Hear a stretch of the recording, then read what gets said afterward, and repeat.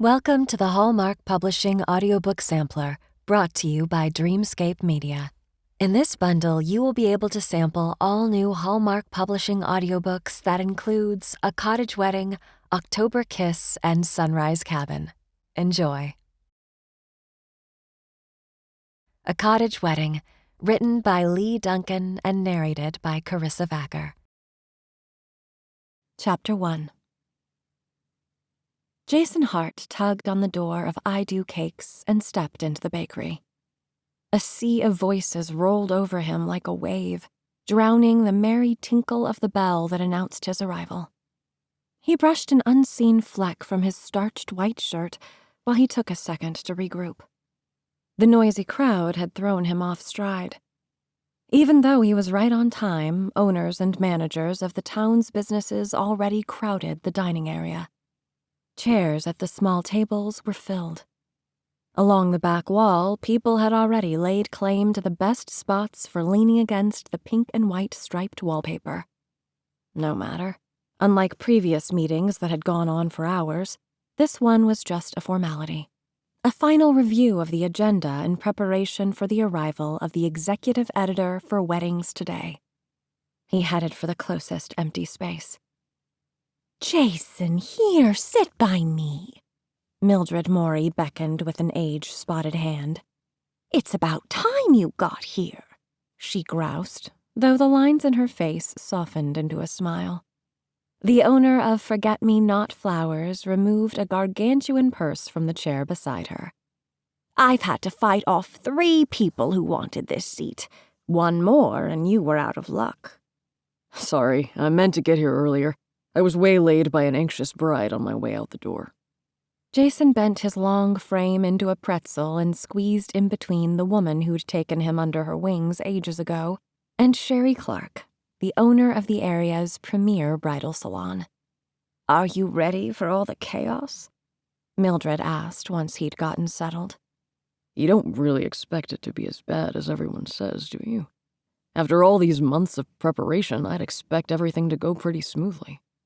For a town that put on more than 200 weddings each year without a hitch, playing host to one woman ought to be a snap, even if she was one of the most influential people in the industry.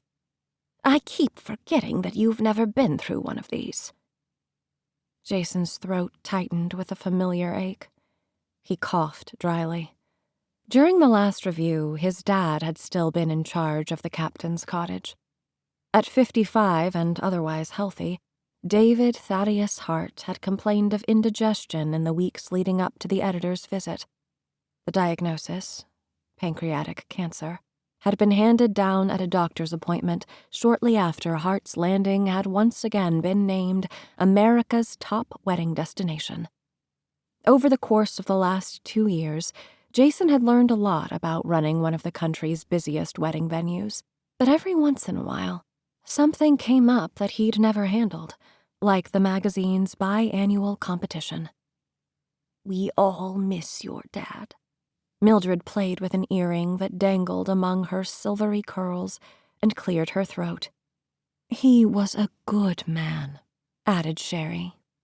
"Thanks. He was always sprucing up something.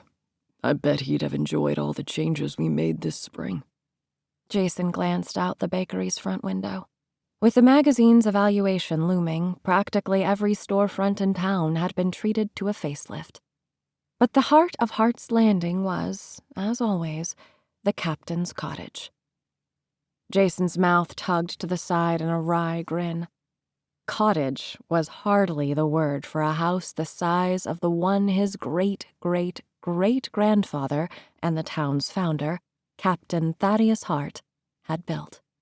14 bedrooms and 2 enormous ballrooms took up only a small portion of the home a scant hour southeast of Newport, where wealthy families like the Astors and Vanderbilts had once vacationed on their own enormous estates.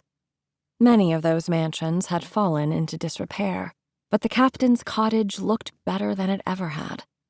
Working around a schedule crowded with weddings and celebrations, the housekeeping staff had polished the 125-year-old hardwood floors, carefully dusted every globe and chandeliers the size of small cars, vigorously shaken out rugs, and repaired even the tiniest nicks and smudges.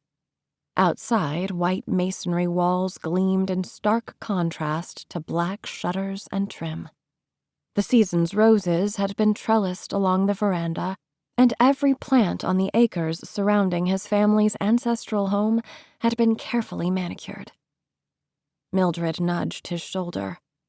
The pressure to retain our #1 ranking is intense. Then there's the fact that Regina Charm is handling the evaluation herself this year. She isn't the most pleasant person to deal with. You can say that again. A cold fish, that's what she is. Jason smiled at Sherry. Don't hold back now. Tell me what you really feel. The woman's face colored. Oh, I shouldn't talk about our clients like that. But Regina pushed all my buttons. Mine, too.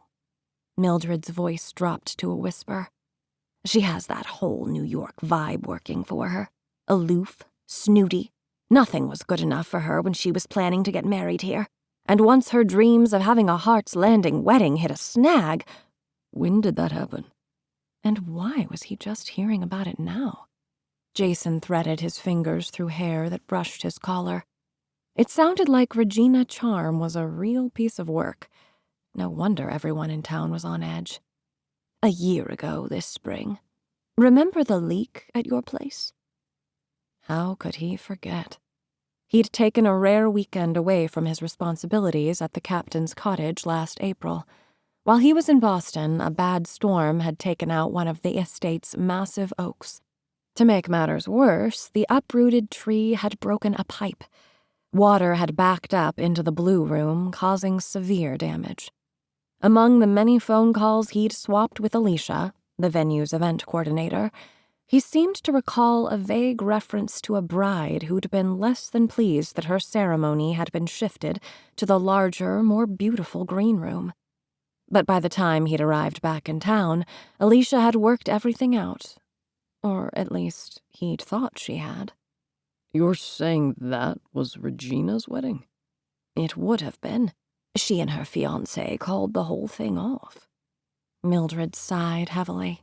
Though the breakup had nothing to do with Heart's Landing, the town prided itself on delivering a perfect wedding to every bride. On those rare occasions when they weren't able to meet that goal, it hurt, even a year later. Let's just say I don't think she'll be looking at us through rose-colored glasses. Jason stifled a groan. I hope we're up to this. Thank goodness repairs to the Blue Room had finally been completed. He'd hired Ryan Court, the best restoration contractor in the business, and had personally overseen every detail. Not that he'd needed to. Ryan had done an excellent job of painfully restoring the wainscoting to its original beauty.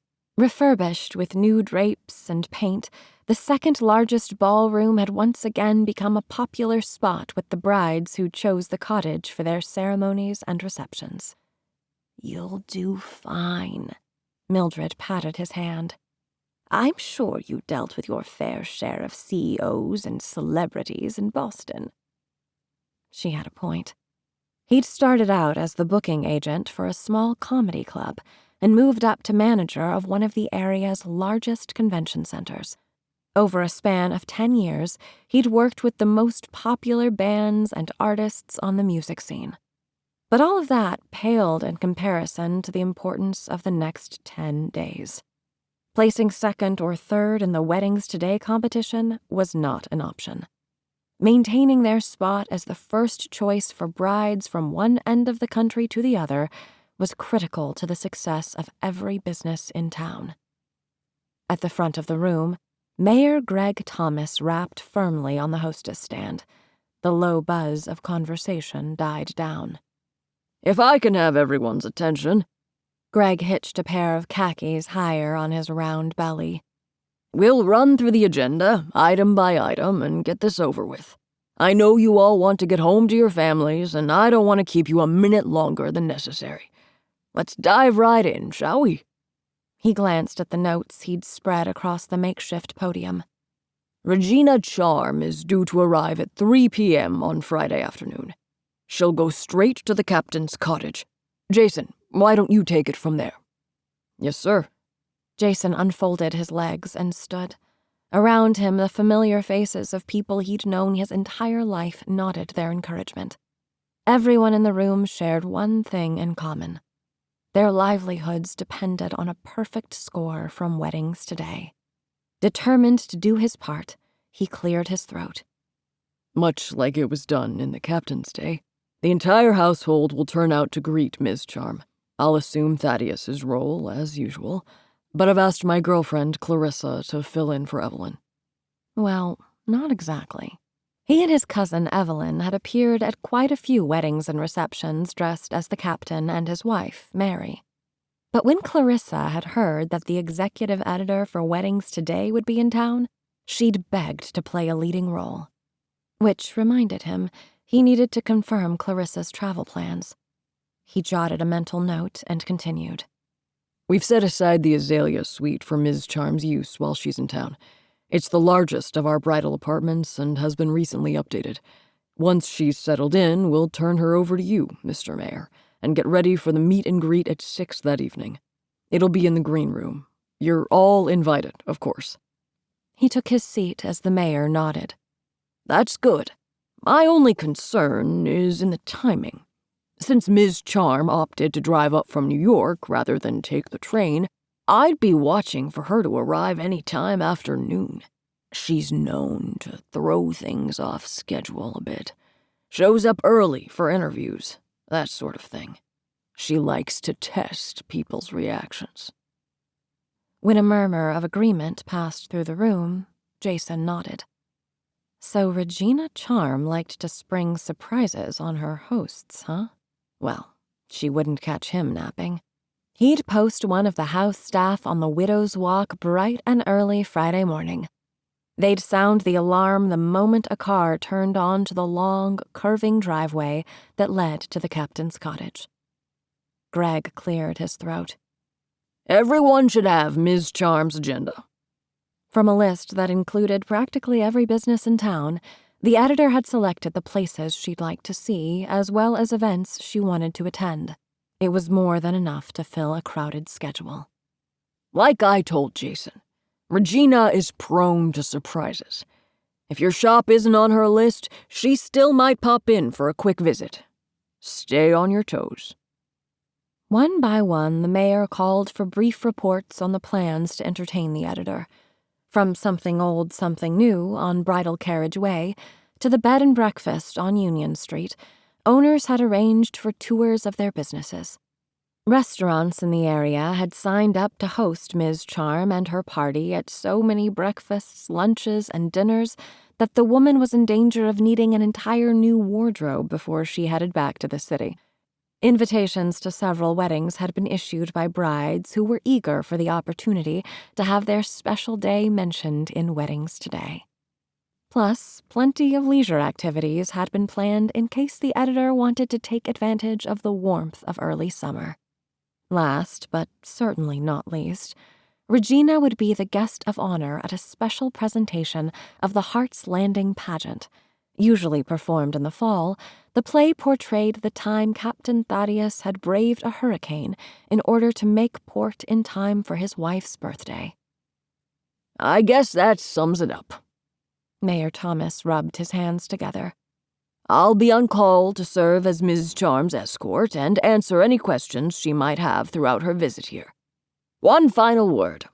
I don't have to tell you how important this competition is for our town. With ceremonies taking place 365 days a year here in Heart's Landing, we pride ourselves on delivering the perfect wedding to every bride. But hard times lay ahead if we lose the designation of America's top wedding destination. If anything goes awry, and I mean even the smallest hiccup, I'll expect to hear from you right away." Greg scanned the room, his blue eyes meeting and registering agreement everywhere. Satisfied that his team knew what to do, he grinned. "All right now, we've got this. Let me hear that good old Heart's Landing spirit. What do you say?" Jason, along with everyone else in the room, lifted an imaginary glass of champagne. He chimed in with the rest in the familiar toast. The best is yet to be. Yes, it will. Greg ran a hand over his bald pate. Okay, folks, time to head home now and get some rest.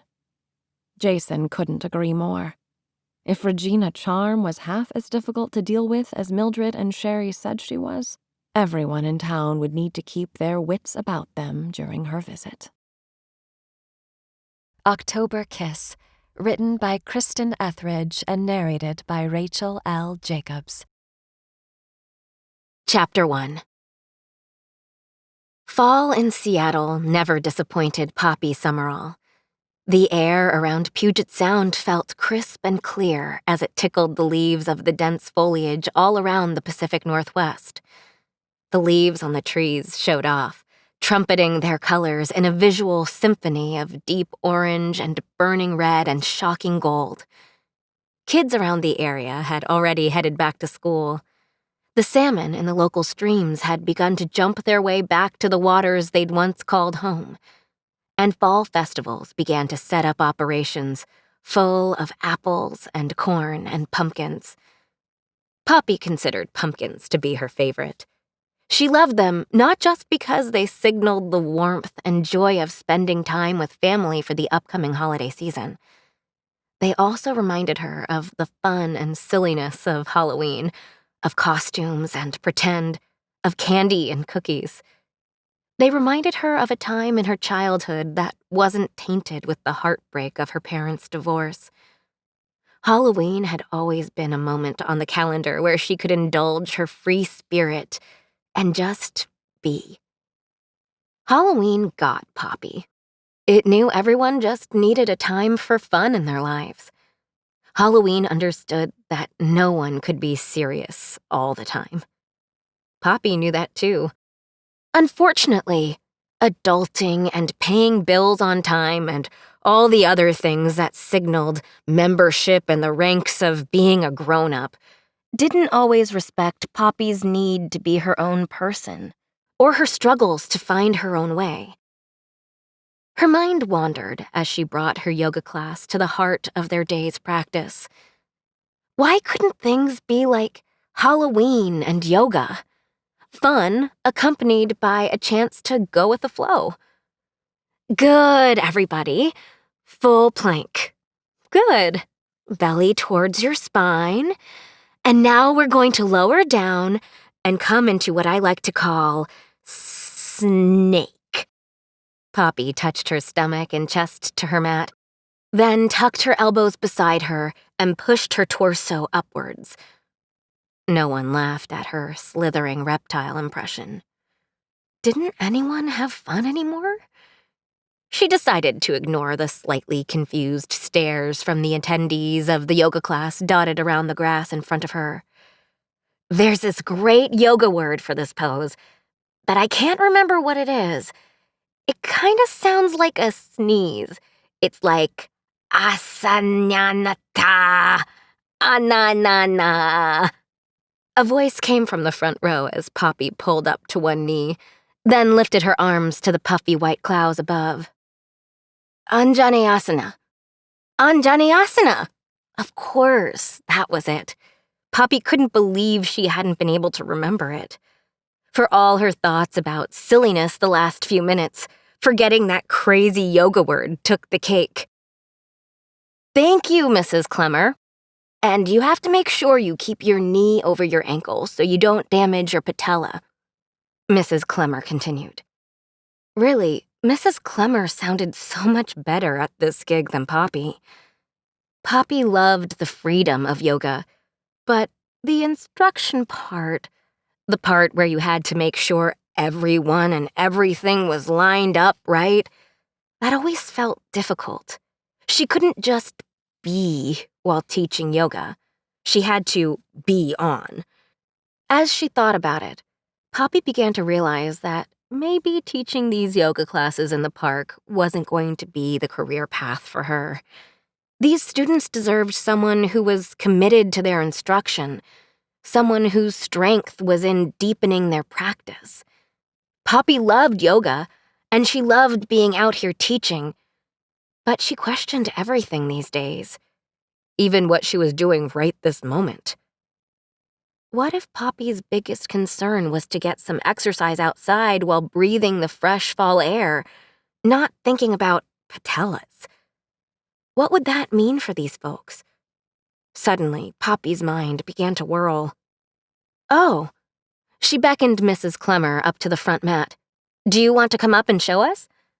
Mrs. Clemmer's graying ponytail jiggled slightly at the nape of her neck as she nodded and jogged up to where Poppy was standing. Great. Poppy stepped aside and watched as the older woman knelt low into the pose, then stretched each arm tall alongside her ears. She looked precise. She looked focused. She looked like a real yoga teacher. Knee over the ankle. Arms up in the air. Ajaniyasana. She leaned forward, swooping down to rest her hands lightly on the mat before transitioning into the next pose. Warrior 2. Mrs. Clemmer showed the poise of a true yogi. In comparison, Poppy felt more like Yogi Bear. Mrs. Clemmer? Poppy dropped her voice to a whisper as Mrs. Clemmer continued through the salutation. Yeah? The older woman never broke stride. You're very good at this. Do you want to take over the class? Mrs. Clemmer turned her head slightly to acknowledge Poppy's question. Oh, sure, of course. It seemed like Mrs. Clemmer wasn't even shocked by Poppy bringing the idea up. Really? That would be great. Poppy thought the feeling that washed over her was relief, but she wasn't entirely certain. Okay. Was Poppy's inadequacy as a yoga instructor that apparent? Well, this pretty much indicated that she could scratch anything instructionally based off the list of potential careers. I'm gonna go. Mrs. Clemmer's perfect rhythm of inhaling and exhaling never varied. Okay, bye. I'm just gonna get my bag. Poppy contorted herself underneath the teacher's outstretched arm and snatched the leather duffel off the ground. Thank you. There was nothing left to do but race away from the class and far from her latest failed career incarnation. Later that afternoon, Poppy's journey to adulting didn't get any smoother. She'd been working at Marino's Pizza Parlor near the University of Washington campus for about a month to put a little regular money in her bank account until the number of yoga students at her classes picked up. She'd hoped to build a base of clients who would recommend her so she could then start charging for the classes and maybe find her place in Seattle. At first, the management at Marino's put her on the register while another team member was out taking care of a sick grandmother. But when Monica came back, Jimmy, the manager, transferred Poppy to the kitchen. Today was her third day as a chef, so to speak, and Poppy could honestly say it was her third day of disaster. Yesterday, she'd tripped and knocked a pizza off the peel. It slid so far back into the depths of the brick oven that Jimmy wasn't able to retrieve it before it became a charred circle of doom. So far, nothing she'd made was going to inspire any fancy reviews on Yelp, but at least tossing dough in the air spoke to her carefree side, until she lost control of the disc of pizza dough in the air, and it came darned close to landing smack on her face. Poppy stuck her hands up to catch the dough, but instead, it hit her fingers and tore. Poppy realized that, much like the yoga classes, her zen wasn't going to be found in pizza either. I'm sorry, Jimmy, I don't think I'm very good at this. Jimmy's brow furrowed as he studied the sad result of her efforts. It happens. Poppy lifted her blue apron from atop her Merino's issued green polo shirt. Her zen clearly wasn't going to be found in synthetic fabrics either. She wadded the apron in a ball and handed it to Jimmy. "Now that you're free, I was wondering if maybe we could go out sometime." Jimmy looked a bit like a love-struck teenager. What was that song about moons and pizza pies? It seemed to be coming to life right here in Marino's. Poppy's mouth went dry. Wasn't he supposed to tell her something about when she could come pick up her last check? Or like a reference or something? When did asking ex-employees out become part of the termination process? Oh, I don't date my bosses. The very thought made her feel icky. She could use something that centered her right about now. Too bad nothing in her life was working today. Not teaching yoga, not pizza making, and definitely not dating. Because she wasn't going on a date with Jimmy. Jimmy fired back with a practical observation. Great, because I'm not your boss anymore. Or my ex-boss. She knew she hadn't let him down easy, but she didn't really care.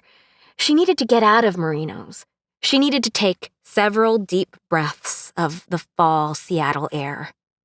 Poppy grabbed a help wanted sign from under the counter and stuck it up to display on the kitchen's countertop. Hopefully, the speed with which she walked away, never looking back, would make her point.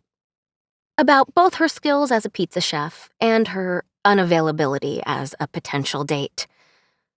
Adulting was hard, and, quite possibly, not for Poppy.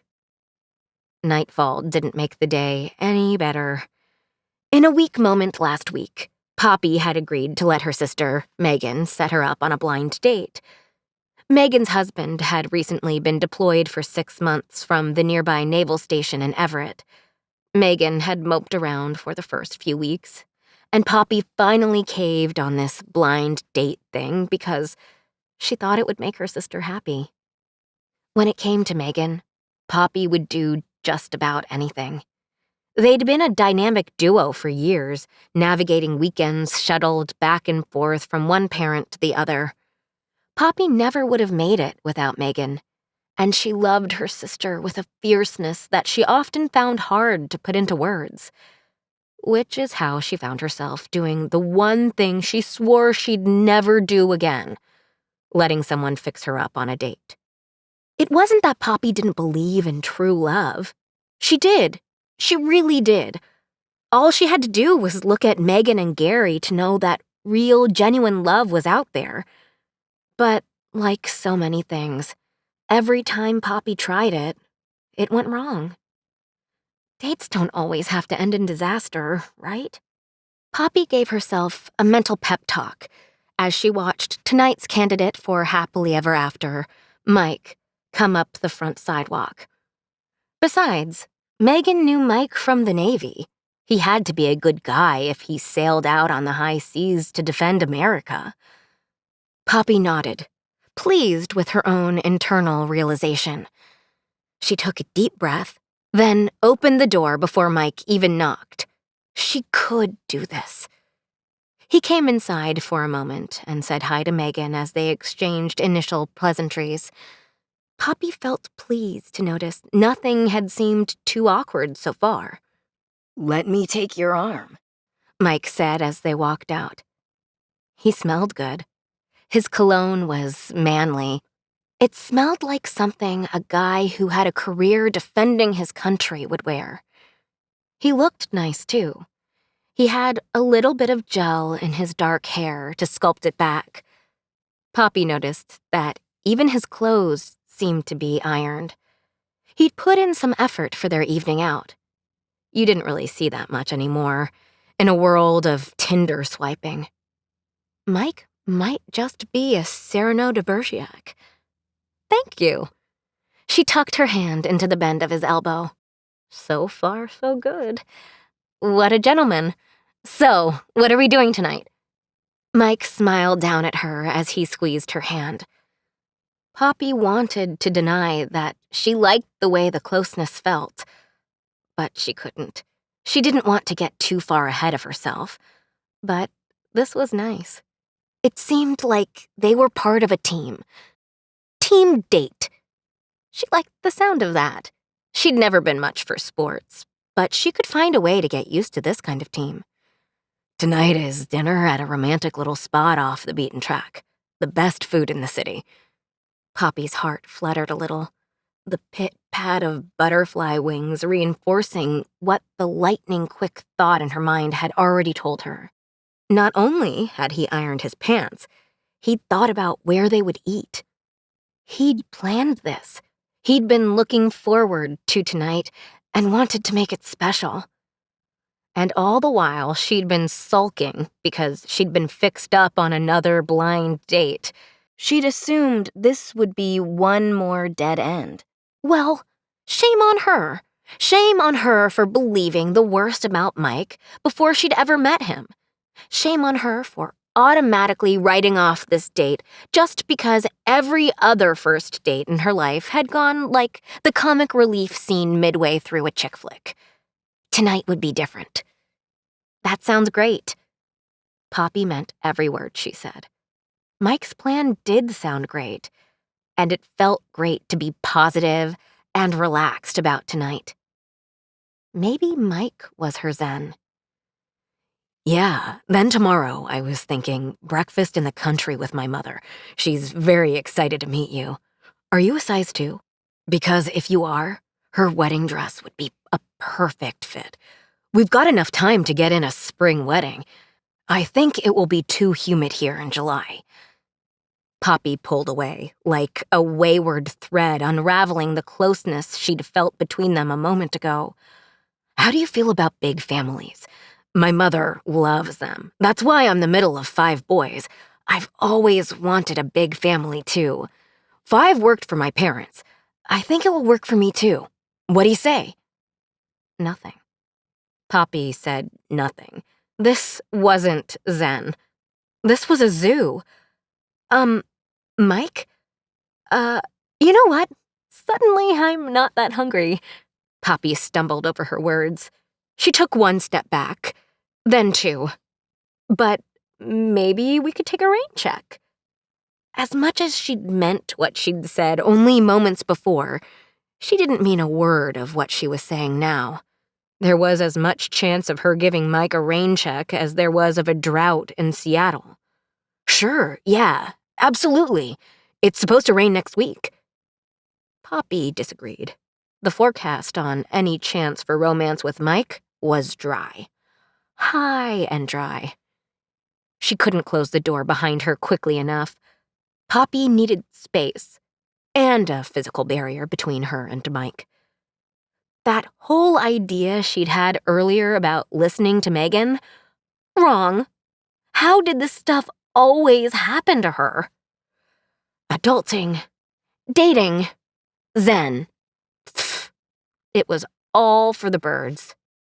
This day would go down in Poppy history as the worst ever. She shuffled her feet on the hardwood floor so that Megan would unquestionably know Poppy had returned and wasn't going back outside. She wasn't returning to Mike or to the dating pool at all. Ever. Oh, you're back already. 2 minutes. That is a record, even for you. Poppy decided to lay down the truth. I may not know what I want, but I know what I don't want. The sound of gears shifting and tires squealing could be clearly heard out on the street. What was that? Megan turned her head and looked toward the front door. Poppy sat down on the tall stool at the counter with a laugh. That was the sound of the last time I let you fix me up. His ex said he was a catch. Maybe there's a reason she's his ex. Megan didn't give in easily. Or maybe there's a reason you don't give anyone or anything a chance. Poppy reached for the pitcher of water and poured herself a glass. After the last 2.5 minutes, she honestly could have used something stronger. But for now, water would have to do. Besides, water could wash away that snippy tone in her sister's voice as well as anything could. I give everything a chance. Megan squinted her eyes, then glanced down as she transferred macaroni and cheese to a serving dish on the counter. Really? How was that job at the dental office? Not for you? Poppy shrugged. She didn't like where this was going. I don't like teeth. You know who that sounds like? Megan lowered the boom. Totally unfair. Her sister was not playing by the rules. Poppy wasn't going to take this lying down. She would sit up straight, here on this bar stool, and defend herself. Don't say Mom. Did you read her last postcard? Megan took a small paper rectangle with a glossy photo of a bear on the front from the fridge and handed it to Megan. She's in Maine on a hiking trip. Gotcha, Poppy thought. She'd shut down this whole ridiculous comparison stat. Megan didn't even know what was really going on with their mom right now. She'd correct her older sister, and that would be the end of it. Oh, you're 2 weeks behind. I just saw on her Facebook page that she met a bunch of tourists, and she's joining them for a cruise. Exactly. She can't even commit to a hike. Wait, where did Megan pull that arrow from? Her sister's aim rang true. It pierced at Poppy's heart. Well, I can commit, Poppy said, lowering her voice slightly. I just haven't found the thing I'm really good at yet. Megan wiped her hands on her apron. Poppy watched, feeling like Megan was wiping her hands clean of her flaky younger sister. The realization that she was 28 and had no idea what she was good at, or what she should do with her life, hurt. She'd always been open to trying new things. But what if, instead of always being open to new ideas and new experiences, she should have been trying to buckle down and hone on one particular craft or area of focus? She'd always thought of her flexibility as a strength. Clearly, it had become a liability. Rob, Steve, dinner's ready, okay? Megan called out to the boys, who were playing in the corner of the living room. Suddenly, the small craftsman house filled with the sound of little brother struggling with big brother. It reminded Poppy of more than a few arguments she and Megan had once had. Hey, no, it's my sword, Rob said. Steve lunged at the toy. Give it back! Ugh, the dragon again. Megan looked as over it as Poppy had felt when Mike had brought up his mother's size 2 wedding dress. And the spring wedding. And the 5 kids. So many options for why she dumped him. In fact, she could have used a fire-breathing dragon out there to drive home her point. Where were all the good dragons when you needed them? They were probably as fictional as the idea of a good man. Poppy grabbed a roll of aluminum foil as a grin overtook her face. She might not know how to handle weird dates or weird jobs or other weird attempts at adulting. But swords, dragons, and elementary schoolers? No sweat. I've got this. Thanks, Poppy. Hey guys, what's going on? But, Aunt Poppy, Steve won't give me his sword. Rob explained the situation with conviction. Life was tough when your little brother dogged your every move. Steve didn't care about his brother's reasoning. It's not my fault you broke yours. Poppy paused, then looked around the room with an exaggerated manner. Do you guys hear that? Instantly, the 2 boys paused. Hear what? It's the dragon, breathing. Now that she had their attention, she improvised more of the story. While you 2 fight over that sword, he's getting closer. Now, you know what's more important than a sword when you're defending yourself against a rogue dragon. They were hooked. Poppy threw herself into selling this scenario to the boys with all the gusto of an Oscar-worthy performance. No. A fireproof shield. Oh. The boys were united in their understanding of what they needed to conquer the dragon. Calm had come to the kingdom. Poppy wanted to pat herself on the back, but the battle was not yet over. Throw me that pillow. Poppy caught the blue square with one hand and began to wrap it in a length of tinfoil. Now, If that dragon breathes on you, you are toast. You're worse than toast. You're burnt toast." Both of her nephews stared, wide-eyed.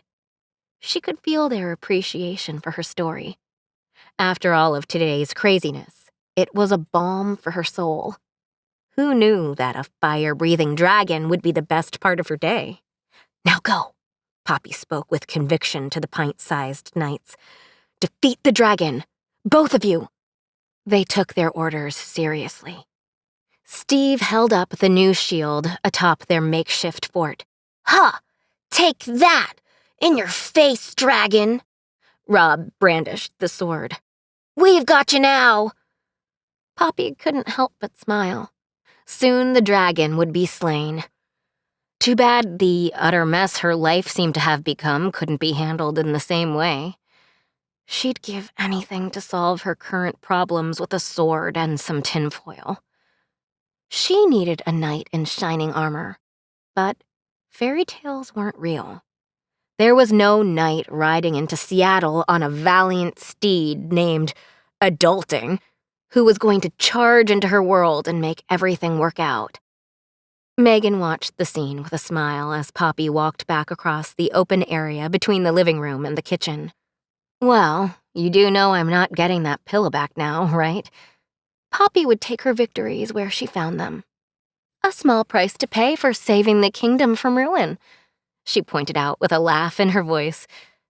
It felt good to shake off the day and the idea that she needed her own hero. She could do this herself. She just had to figure out where her path led. The boys ran toward the kitchen table with enthusiastic pride. "We did it!"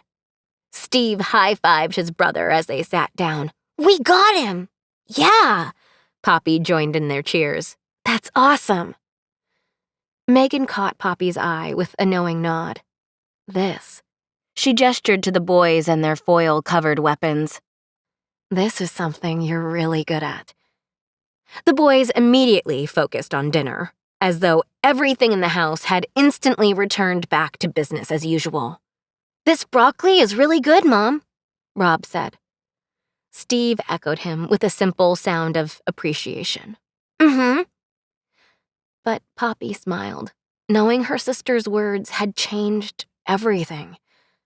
Maybe she could find her zen after all. Maybe all she needed was some time with children to turn her into a full-fledged adult. Ryan Larson brushed off the knock at the door, followed by the sound of the doorbell. Whoever it was would just have to wait. It was probably just FedEx dropping off a package anyway. They could just leave it on the porch. He was on the phone with his lead developer, who was on a business trip to Japan. This call from halfway around the world was one of the final keys to everything. It wouldn't be long until he was presenting to the entire Yamaharo global team, persuading them to buy his new app technology. Once they did, the sky would be the limit. Until then, nothing in heaven or on earth could be a distraction, especially not the doorbell. "Look, we're getting 5,000 downloads a day, and if we can land this, that number doubles." "Yeah, I know. I hear what you're saying. Well, I don't think it's that complicated. We just tell them who we are, you know? We're a young, proven company. We've got apps that work, and this one has a great interface. It's simple." "Exactly." Ryan paced across the front of his home office, oblivious to the light filtering through the windows or the sounds of the birds in the trees. He could feel it. One step closer to sealing the deal. "Yeah, and I just think we share the comments. I've got 'em right here." Ryan dragged his finger across the touchpad mouse on his laptop and pulled up his email. He tapped the forward button and sent the summary brief with the feedback flying halfway around the world to the land of the rising sun. Suddenly, he couldn't keep his focus anymore. A woman in a lightweight brown jacket was jumping up and down and waving and flailing outside the window to his office. He lived in a popular neighborhood with lots of families and hustle and bustle. But a strange woman dressed in fall-appropriate layers and practically tap dancing in his front yard was something he'd never seen before. "I've got to call you back." His colleague acknowledged receipt of the email. Ryan wrapped up the conversation. Through the window, he gestured for the woman to meet him at the front door. Ryan opened the dark wooden door, and a woman with loose brown curls and a pearly smile stood just in front of him. "Can I help you?" he asked. He needed to get this over with so he could make a few more phone calls before the time difference between Seattle and Japan made it difficult to continue any of the day's discussions. Sometimes it seemed hard to work globally, especially without Lori. He'd been able to work all day and all night before she got sick. Lori ran the house. Ryan ran the business. Together, they helped each other achieve their dreams. It had been the ideal partnership. And although it had been nearly 4 years since ovarian cancer stole her from the family they'd created together, he still felt a twinge of regret when he thought of what was missing from his life and the kids' lives. Some days, it felt very lonely without a wife and mother to keep all the balls in the air and to fill the 4 walls around them with love. "Oh, I'm Poppy Summerall. Temporarily for you? I made a business card and everything." She handed him a business card that looked like she'd made it on her home computer.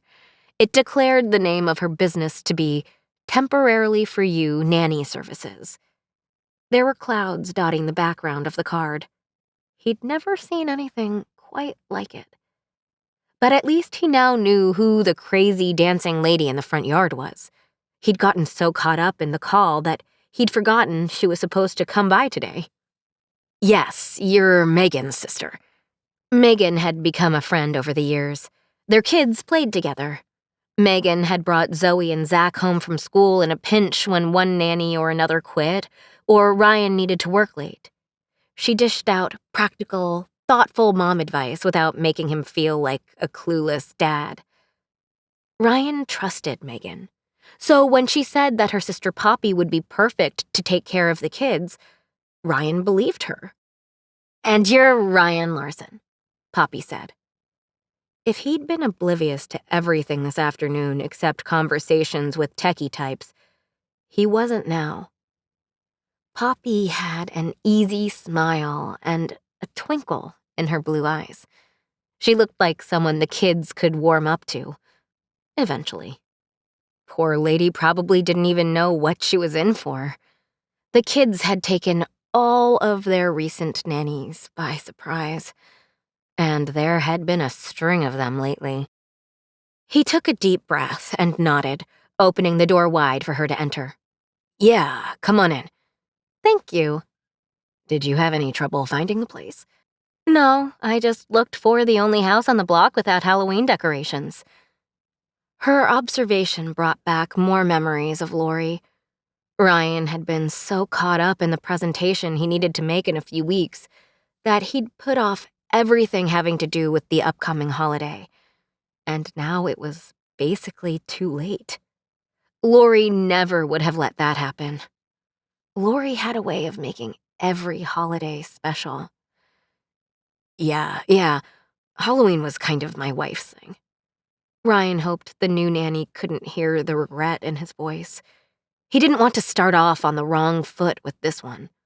Goodness knows there had been enough wrong feet with the wrong nannies around here for a while. "Oh, I'm sorry. I didn't mean to," Poppy apologized. Ryan hadn't intended for her to feel badly about his observation.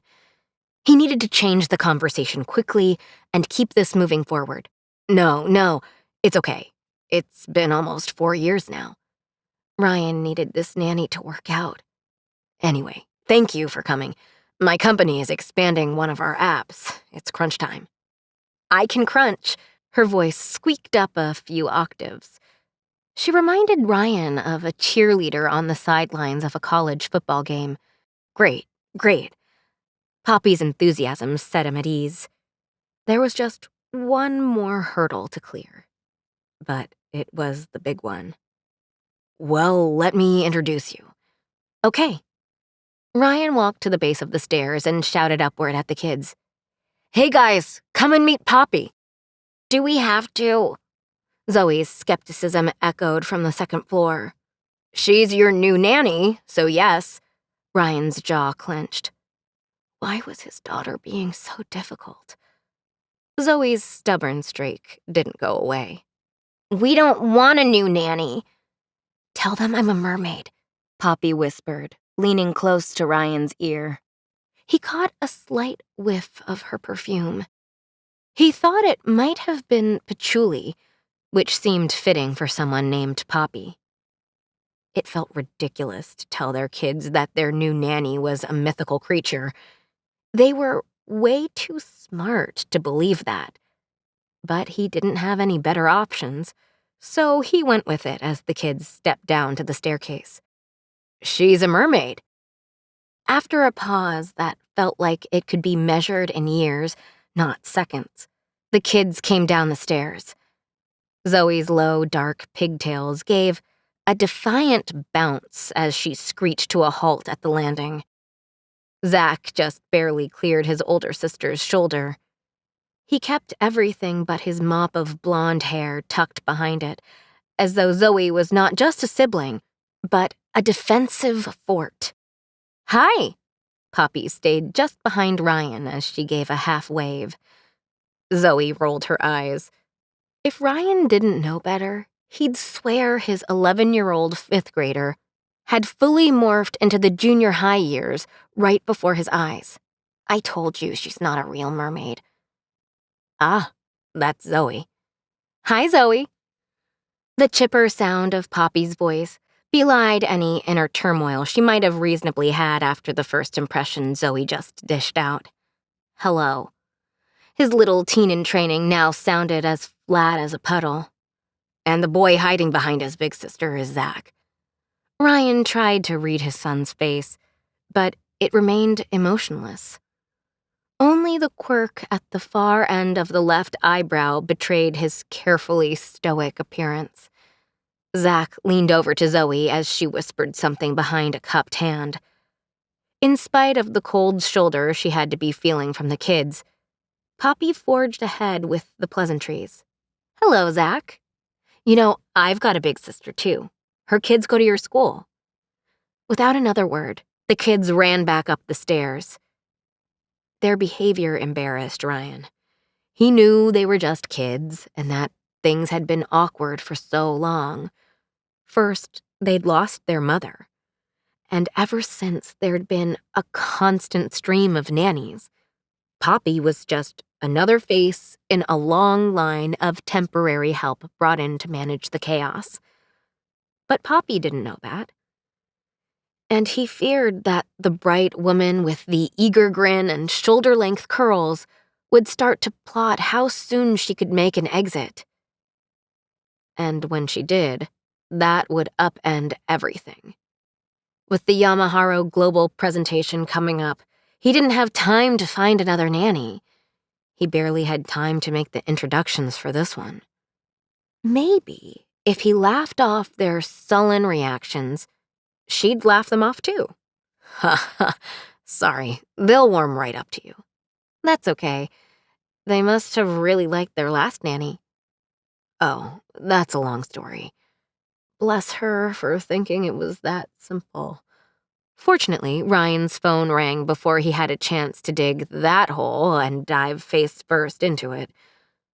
Poppy did not need to know the truth of Zach and Zoe's feelings about Barbara Lewis, the last nanny. He still remained grateful that the 911 dispatcher on duty that evening had a sense of humor. The nanny didn't, but under the circumstances, that was understandable. He saw the call was from Jean, his assistant. Ryan didn't even have to hear any of her words to know he was going to be late for his next meeting. "I'm on my way." Ryan didn't really want to just throw Poppy to the wolves. Kids, he corrected himself. But nannying was her job, and he had more than enough of his own job to worry about at this moment. Surely Poppy would be fine with the kids. They just needed to get used to her. He slid his phone into his left pocket. Okay, we good to go? Yeah, all nannied up. Once again, Poppy reminded him of a cheerleader. Maybe this would be okay. His kids needed some cheer in their lives. Honestly, it would have to be okay. He didn't have any time between now and the presentation at the end of the month to solve any other nanny or child crises. He just needed to get to the office, hope for the best, and let Poppy and the kids sort out Poppy and the kids kind of things. Great. I don't usually work Sundays, but this is a crazy week, so... Ryan opened the hall closet and grabbed out his briefcase and a light jacket. Emergency numbers are on the fridge. Here are these. He handed Poppy a set of house keys and a credit card to use for activities. Then he looked around and lowered his voice. He might be leaving the Poppy and the kids kind of things to Poppy and the kids, but he did know one covert weapon that would definitely help Poppy in the process. And the secret password is Pumpkinhead, for now. Got it, Poppy said, with an obviously false confidence, which confirmed to his ears that she had no idea what he was talking about. It didn't matter. He had to go. He'd just have to let her figure it out. Have a good one. Ryan hoped that his sentiment wasn't just a false hope. She took off her jacket and tossed it over the top of the newel post. Yeah, you too. Thanks. Ryan took off for the front door before the kids could realize he was leaving. Once again, his phone started to ring. He reached in his pocket and started to answer out of habit without even thinking about who was on the other end of the line or what he was saying. Hello? Yes, this is... He just needed to make it to the end of the month. Right now, everything was a blur. Well, everything except the twinkle in Poppy Summerall's blue eyes when she smiled. Ryan could see that in his mind's eye very clearly. Sunrise Cabin, written by Stacey Donovan and narrated by Emily Ellett. Chapter 1. Of all the things Paige loved about the little cabin, the view of the sunrise was her favorite. She stepped outside the back door onto the small stone patio to watch, like she did every morning. The autumn chill seeped through her blue flannel pajamas, and she wrapped her arms around herself. The sun wasn't quite up yet, but almost, and the pond reflected the gold of the horizon. Above the dark silhouettes of the trees, still hanging onto their leaves for now, small pink and purple clouds flocked the brightening blue sky. The cabin, at the end of a dead-end street far to the west of Denver, had mountain views to both the east and the west.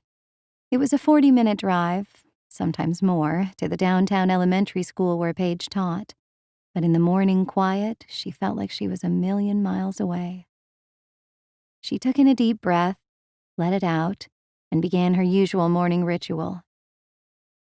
I'm thankful for this day, she said aloud and closed her eyes.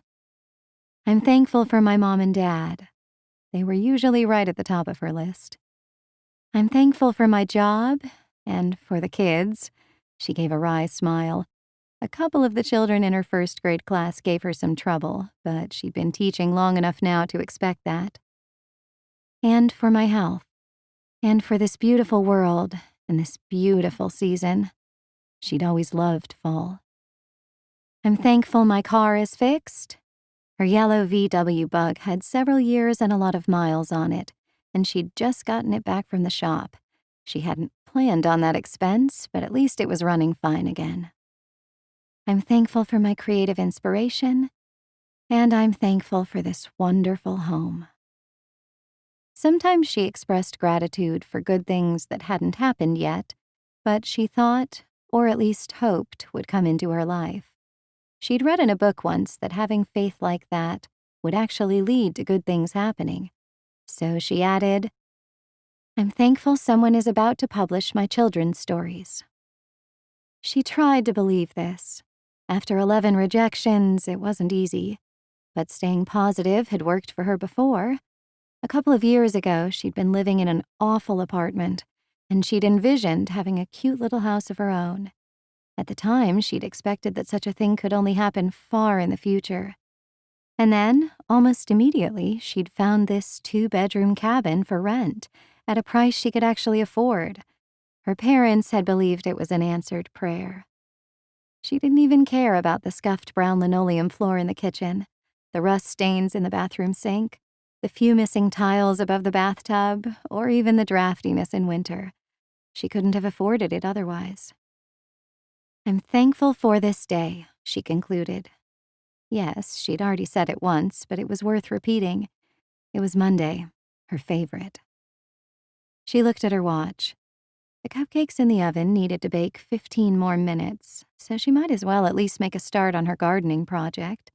Her brand new spade, a big bag of garden soil, and a sack of tulip bulbs waited on the patio. It was the perfect spot to plant them, where they'd get morning sunshine. Until recently, a big pine tree had shaded this part of the yard, but it had fallen over in a winter ice storm. She'd been sorry to lose it, but it had left a perfect sunny spot for flowers. She'd plant pink, purple, orange, and yellow ones, all mixed together. They'd reflect the colors of the sunrise. She smiled as she thrust the spade into the earth, right alongside the patio. The scent of the dirt reached her nose as she dug a shallow trench. Good morning. She looked up to see her landlord and next-door neighbor walking across his backyard toward her. He was warmly dressed in a fleece pullover and jeans, and he moved with a surprising amount of energy for a man in his late 70s. "Hi, Harry," she said. "Did you get a haircut?" He passed a hand over his gray hair. No, I got them all cut. He laughed, as he always did at his own corny jokes, and she laughed too. As he reached her, he gestured toward the ground. What you doing here? "Oh, I was planting some bulbs." Harry's brows drew together, and belatedly she realized she hadn't actually asked his permission. He couldn't object, could he? They'd be an improvement to the property, coming back year after year. "I hope you don't mind." I was just surprised, since you're only renting. She smiled and placed another bulb in the ground. "Well, this place feels like home." Instead of looking happy for her, Harry grimaced. I can never look at this place without thinking about Judy. She had big plans for it. Her heart ached at his mention of his late wife. Soon after moving in, Paige had learned that Harry's wife had died the year before, after a brief bout with pancreatic cancer. She and Harry had bought the cabin then, renting it out and planning to remodel it someday. "I wish I could have met her," Paige said. I miss having breakfast with her, He said. and I didn't always think about how nice that was at the time. Oh, her heart. "I'm so sorry." There's nothing like being with someone you love, if you get the chance. He trailed off. She didn't care to discuss her single status. "Maybe someday," she said, her tone light. Harry nodded. How are things with your agent? He asked in a more upbeat voice. Did she find a publisher? Inwardly, Paige cringed. No doubt Harry had been trying to change the subject to something more comfortable to her, but this was anything but. When she'd first gotten her agent, Alexis Boyd at Glimmer Literary Agency, Paige had told everyone she'd been sure a publishing deal for her children's books was right around the corner, that it would take a couple of months, perhaps. How could she have been so naive? That had been 8 months ago.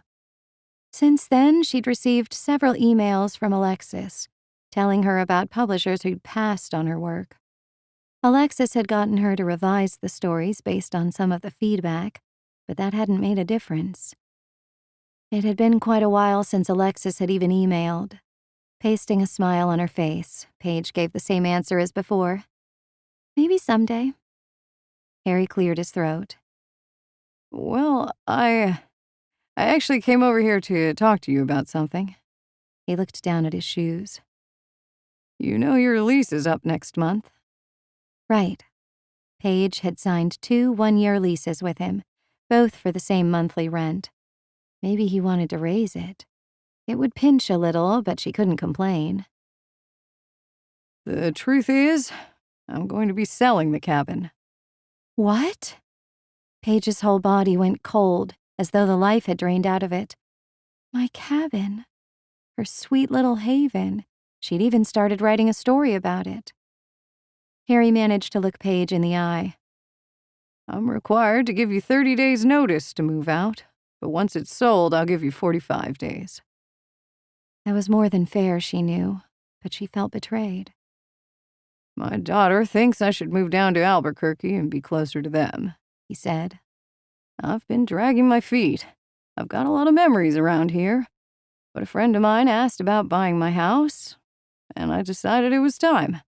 I'm working with an agent to sell the cabin, too. I'd love to see more of those grandkids. Paige softened, forgetting about her own predicament.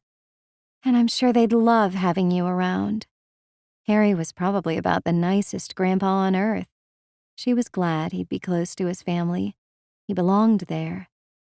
And while she wished he would keep the cabin and rent it to her from afar, it was probably easier for him to sell. Of course you have to go. There was no sense making him feel guiltier about it. A hopeful thought occurred to her. Do you think you might sell it to someone else who wants to keep renting it to me? I asked the agent that. Anything's possible, but he doesn't think it's likely. We'll see. Harry looked thoughtful. I just hope it goes to someone who appreciates the place.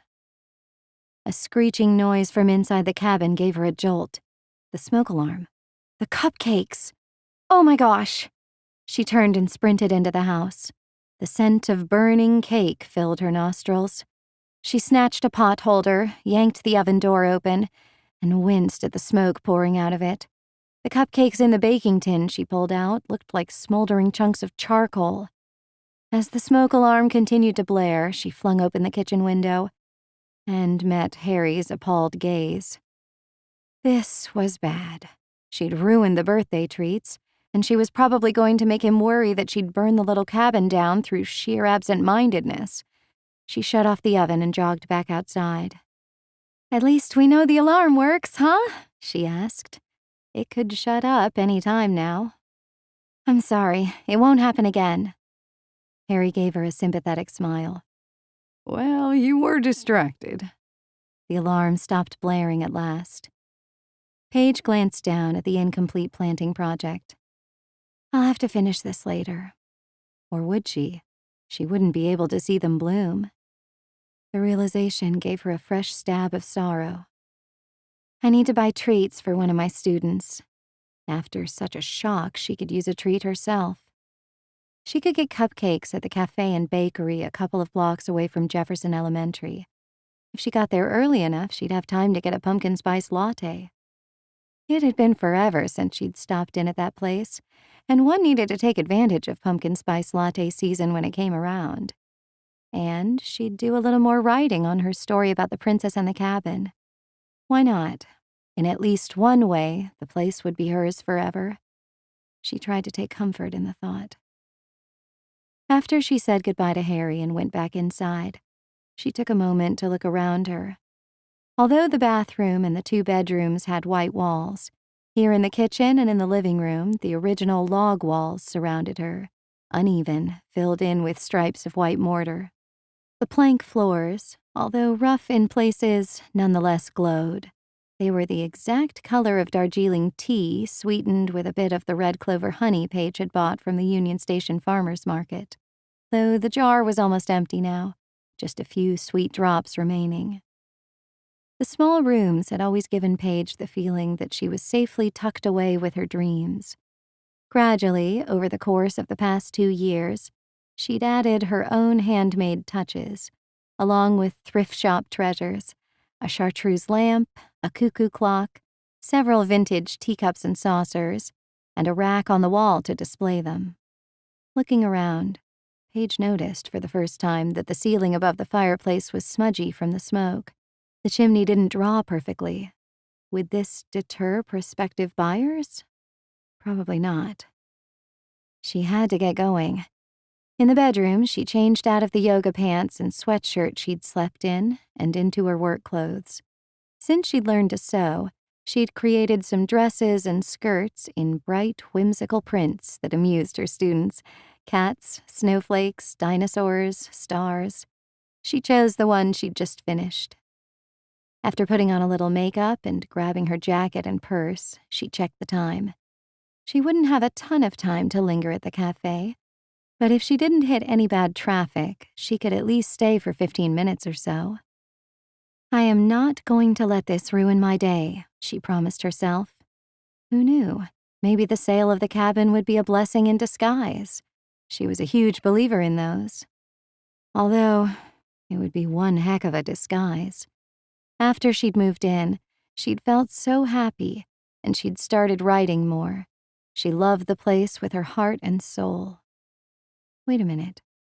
Was it possible she could buy the place? She hadn't even thought about buying a house for quite a while. On her salary, she struggled to save money.